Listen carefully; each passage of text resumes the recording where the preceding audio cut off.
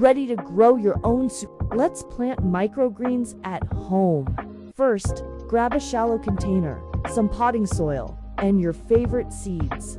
Fill your container with soil, spread the seeds evenly, and give them a good spray of water. Cover and place them in a dark spot for a couple of days to germinate. Once they've sprouted, move them to a sunny spot. They need about 4 to 6 hours of sunlight daily.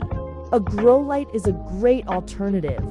For watering, try bottom watering to prevent mold. Good air circulation is also key.